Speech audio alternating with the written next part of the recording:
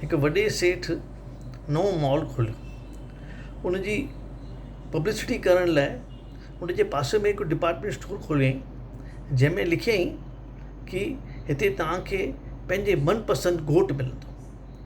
6 माड़े जो उहो डिपार्टमेंट स्टोर ठाहियईं।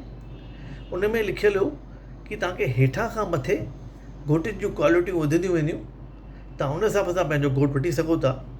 पर कंडीशन हिकिड़ी अथव, हेठां खां मथे विया त मथे खां हेठि न अची सघंदा। हिकिड़ी माई आई, चई मां हाणे छोकिरी आई वञा थी, ग्राउंड फ्लोर ते ॾिठईं त चई हिन जेके हिते जेके मां छोकिरा आहिनि उनखे पंहिंजी सुठी नौकिरी आहे। चई ठीकु आहे, हाणे नौकिरी आहे त कहिड़ी वॾी ॻाल्हि आहे, मां थोरो मथे वञा। ॿिए माड़े ते पहुती त चई हीअ जेको हिते जेके मां छोकिरा आहिनि न हुनखे नौकिरी बि आहे ऐं ॾिसण में बि हैंडसम आहे। चई हाणे इहो बि ठीकु आहे, ॻाल्हि त सुठी आहे, पर मां थोरो अञा मथे थी वञा।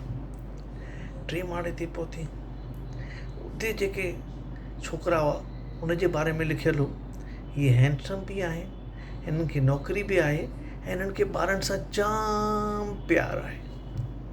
इहे चए थी यार ॾाढी सुठी ॻाल्हि आहे।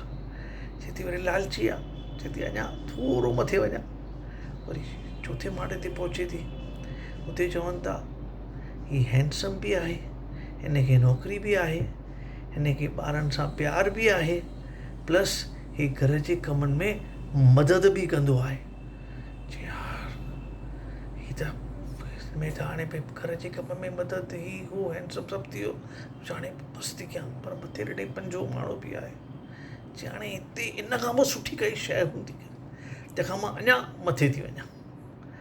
अञा मथे वञे थी, जीअं ई दरवाज़ो अंदरि खोले थी, उते हिकिड़ो माण्हू बीठो आहे जेको हुनखे हथ जोड़े बीठो आहे। चए थो तव्हांजो नंबर आहे 73,235।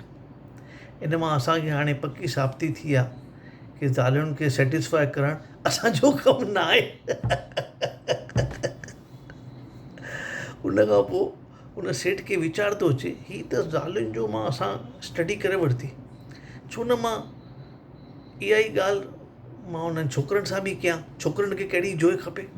ठीकु आहे, त उन उअं ई साम्हूं पासे में पहिरियों माड़ो, ॿियो माड़ो, 3 माड़ो, 4 माड़ो, 5 माड़ो ठाहे छॾियईं करे। जीअं जीअं तव्हां मथे वेंदा उन जूं क्वालिटी वधंदी वेंदियूं करे। पहिरें माड़े ते रखियईं, इहा जेका जोइ अथव उहा तव्हांजी हर आज्ञा मञींदी करे।